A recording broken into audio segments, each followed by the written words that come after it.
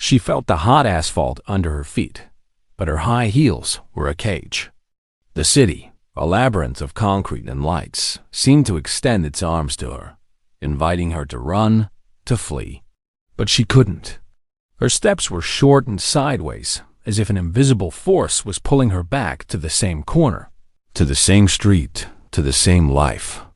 The apartment, which should have been a refuge, was a gilded cage. The white walls, the smiling photographs, the smell of fresh coffee, everything was a facade. Deep down, she knew she was trapped. Trapped in a cycle of expectations, of I should be happy, of things will get better. Like a crab on wet sand, she moved incessantly, but the only direction she knew was sideways, always avoiding the straight line. The real escape was the only form of survival. And what if freedom was just a step away, but she was paralyzed by the fear of the unknown?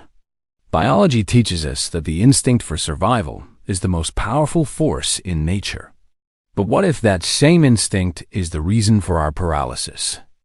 The house was a tomb, but the silence was the mask of a volcano. The sound of the clock on the wall didn't just mark the seconds.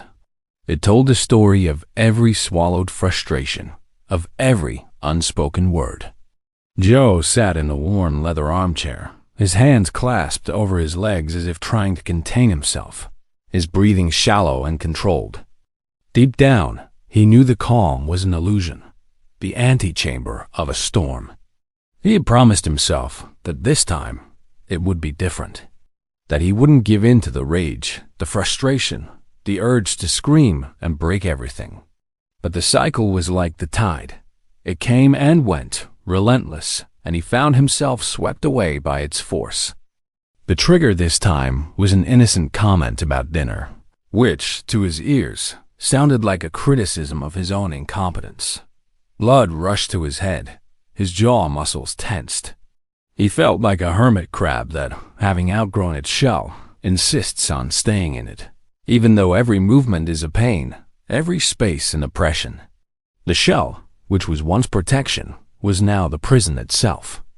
The discomfort was immense, but the fear of seeking something new, of exposing himself, of facing the unknown, was even greater.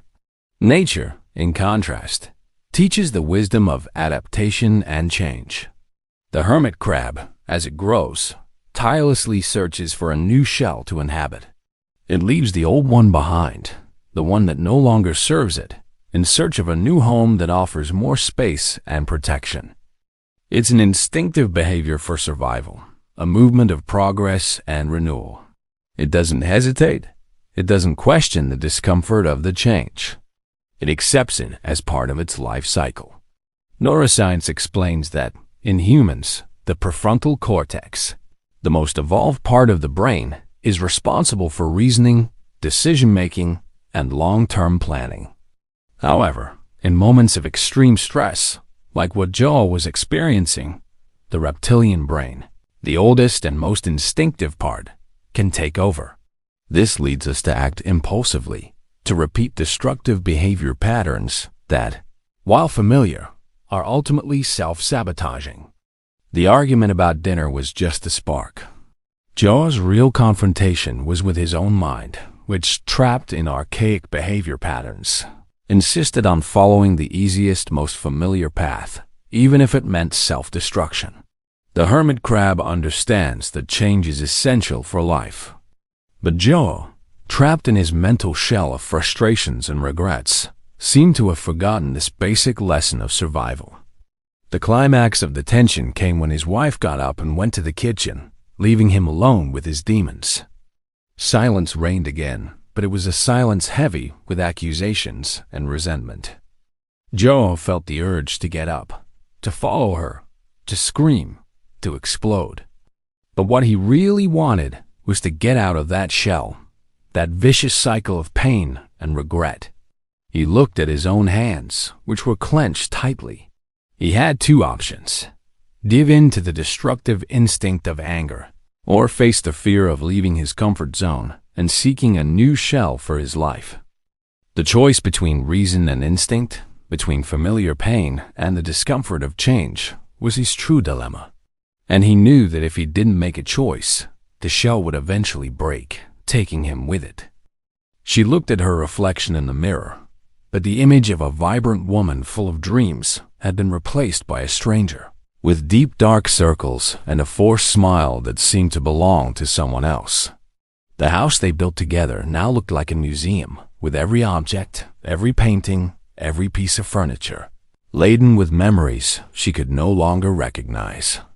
The marriage, once a source of joy and complicity, was now a weight, a burden she carried alone.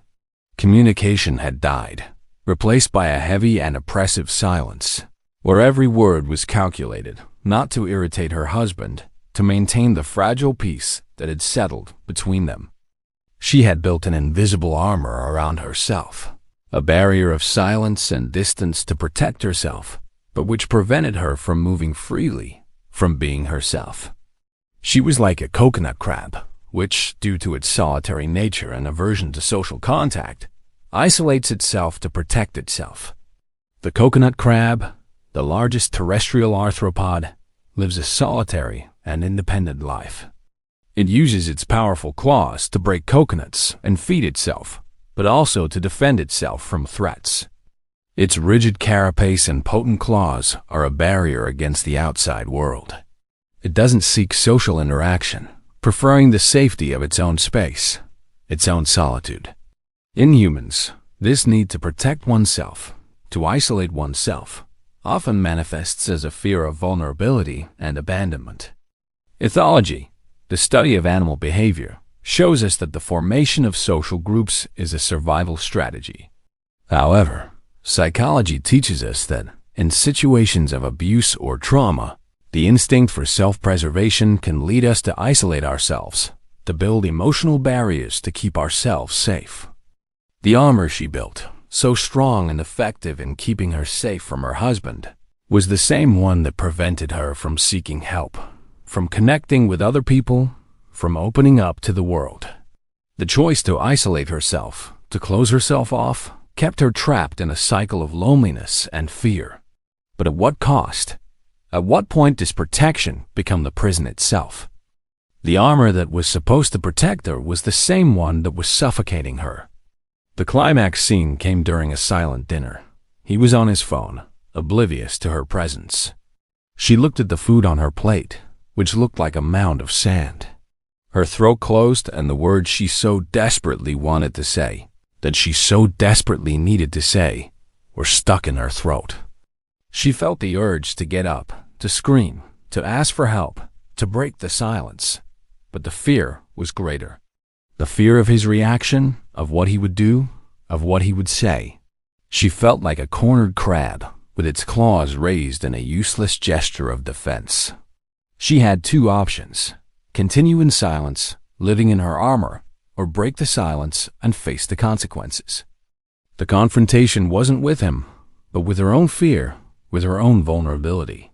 The conclusion is that the coconut crab isolates itself to survive, but she, by isolating herself, was just slowly dying.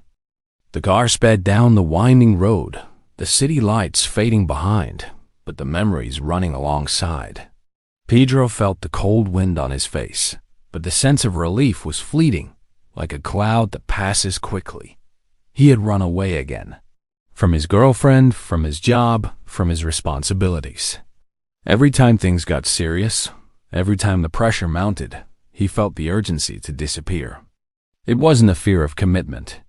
It was a fear of failing, of not being good enough, of not being the man he believed he should be. He felt like a ghost crab, which lives on the sand, and at the slightest sign of danger, runs sideways, disappearing into the landscape. The ghost crab, with its impressive speed and ability to camouflage itself, is a master of escape. It doesn't face danger, it avoids it. It runs sideways, disappears into the sand, hides in its burrow. It's an instinctive survival behavior, a response to a threat. Evolutionary psychology shows us that the tendency to flee from dangerous situations is a pattern inherited from our ancestors. The difference, however, is that the danger for the crab is real and immediate. For Pedro, the danger was a feeling, a projection of an uncertain future, an internal voice that said, "You won't be able to handle it." He was fleeing from the pain, the disappointment, the possibility of not being perfect. The parallel is clear: the dance of flight, the sideways movement to avoid confrontation. What he didn't realize was that, by running away, he was only postponing the inevitable. With each escape, he dug a deeper hole, from which it would be increasingly difficult to get out. The confrontation wasn't with others, but with his own fears. The ghost crab heist to survive. But Pedro, by hiding, was just failing to live. The climax scene came when he stopped the car on the lookout point, with the city sparkling in the distance. He picked up his phone and saw messages from his girlfriend, asking for an explanation, asking where he was. His hand trembled, his heart raced. He felt the urgency to respond, to explain, to go back. But, at the same time, he felt the urgency to turn off his phone, to throw the device away, to disappear forever. He felt like a ghost crab, standing on the seashore, undecided between hiding in the sand or throwing himself into the water. He had two options: go back and face the real danger of commitment and responsibility, or keep running, fleeing from a life he hadn't even lived. He knew that if he kept running, the feeling of emptiness would become his only companion. And what was freedom without peace of mind? Marina couldn't breathe anymore. The air inside the house seemed dense and heavy, as if the very atmosphere was conspiring to suffocate her. The sand, once a symbol of freedom and the beach, was now a weight, a silent burial of her essence. She had completely given herself over to a toxic relationship, to a partner who controlled her, who suffocated her with a love that was, in fact, a prison. She felt that, with each passing day, more and more sand was accumulating over her, burying her voice, her desires, her identity. She no longer had the strength to fight, to move. She was a mummy of sand, immobilized, inert, waiting to be rescued. She was like a fiddler crab, which has one claw much larger than the other, and which, in turn, the large one serves only as an ornament for mating, and not for hunting or defense. The fiddler crab uses its giant, disproportionate claw to attract a female, to display its strength and power. It is a symbol of dominance and attraction. However, this claw is useless for feeding or defense. The crab becomes dependent on the smaller, more functional claw to survive. Ethology shows us that, in certain species, the display of strength can be a survival strategy, a sign that the male is the fittest. However, psychology teaches us that, in humans, the display of power can be a form of control, of domination, a way of undermining the other person's self-esteem and self-confidence. In Marina's relationship, her partner used his larger claw, his charm, his intelligence, his apparent security to control her, to undermine her, to keep her submissive. Marina, in turn, became dependent on him, losing her own strength, her own identity. She felt like the smaller, impotent, and useless claw. The fiddler crab's claw, which seemed like a symbol of power, was, in reality, a weakness. The claw of Marina's partner, which seemed like a symbol of love, was, in reality, a weapon. And Marina, trapped in this cycle of dependency and control, no longer had the strength to break free. The climax of her inertia came when a friend visited her and, seeing the state she was in, asked, "What happened to you?" The question, simple and direct, was like a ray of sunlight in the middle of the sand that was burying her. For a brief moment, Marina felt the urgency to move, to fight, to break the chains. But the weight of the sand was immense, and her partner's voice, which seemed to echo in her mind, said, "No one loves you like I do." The voice was the claw that held her, the lie that kept her buried. She had two options: continue inert, letting herself be buried, or use the smaller claw, the claw of reason and courage, to fight for her own life. The confrontation wasn't with him, but with the lie that held her captive. The conclusion is that the fiddler crab displays itself to survive, but Marina, by submitting, was just slowly dying. He looked at the wall, where the photograph of his father, a fisherman with calloused hands and a tired smile, was hanging. The image, once a symbol of hard work and sacrifice, was now a mirror. He had promised himself that he would not follow in his father's footsteps, that he would not live a life of sacrifice and hard work. But now, standing in front of his desk with papers piling up, and the phone ringing incessantly, he felt he was living the same life, just in a different setting. He had become what he most feared. He was like a crab, trapped in a trap, moving sideways, trying to find a way out, but without success. The trap, made of net and wire, was like the life he had built for himself. He moved incessantly, but with each movement, the net closed tighter. He had exchanged his father's fishing net for the net of modern life's commitments and expectations. What trapped him was not the trap itself, but his own inability to see the way out. The crab, upon realizing it is in a trap, desperately tries to find a way out. What it doesn't realize is that the way out is in a contrary movement, in a direction it has never tried, in a break from the pattern. Psychology teaches us that, often, the solution to our problems lies in a change of perspective, in a break from routine, in a new way of thinking. He, like the crab, needed to stop moving sideways and start moving forward. The path to liberation was not in an escape, but in a confrontation. The confrontation with his own choices, with his own beliefs, with the fear of being different. The crab, when faced with the trap, must make a choice. Continue moving sideways, waiting for a miracle, or try a new movement, a movement that will set it free. And what will his choice be? The trap was more than the life he was living. It was the life he accepted, the life he refused to change. The climax of his paralysis came when he received a phone call from his son, asking to spend more time with him.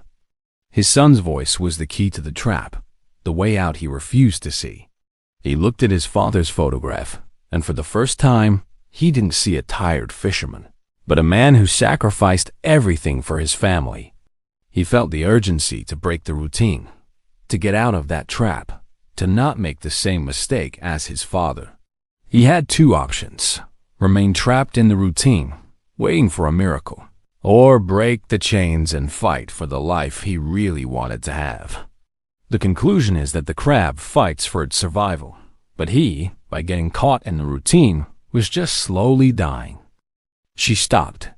The sound of the sea, once a distant noise, was now clear and present, like a call. She felt the salty wind on her face, the cold sand under her feet. She had walked for hours, and for the first time in a long time, she felt free. She had broken the cycle. She had left behind the house, the marriage, the life that was suffocating her. And instead of feeling fear, she felt a profound peace, a feeling that she was on the right path, on the path to freedom. She was like a crab that, when it sheds its shell, frees itself from the old and prepares for the new, for a new life. The crab, to grow, needs to shed its shell. It is a painful and vulnerable process, where it is exposed to predators and the elements. But it is a necessary process, a rite of passage, a rebirth. The new shell, stronger and more spacious, will allow it to grow, to evolve, to become the best version of itself. Ethology shows us that this process of shedding the shell is a rite of passage, a renewal, a rebirth. Psychology teaches us that, to grow, we need to free ourselves from what holds us back, from what suffocates us, from what prevents us from being who we truly are. Marina's old shell was the life she had built, the fears that paralyzed her, the submission that suffocated her. The new shell was freedom, the possibility of reinventing herself, of becoming the woman she truly was. She had learned the crab's lesson. Change is painful, but stagnation is fatal. She had chosen rebirth, freedom, life. The climax of her rebirth came when she looked at the sea And instead of seeing emptiness, she saw an infinite horizon of possibilities. She closed her eyes and felt the wind on her face, the sand on her feet, the peace in her heart. She had broken the cycle, freed herself from the prison she had built. And instead of feeling fear, she felt the courage of a new life, of a new journey. She was the crab that, by freeing itself from the old shell, was preparing to face the sea. The conclusion is that the crab renews itself to survive, but she, by renewing herself, was just beginning to live. And you? What holds you back? What is your shell? What is your fear? And when will you have the courage to shed it, to expose yourself, to be reborn?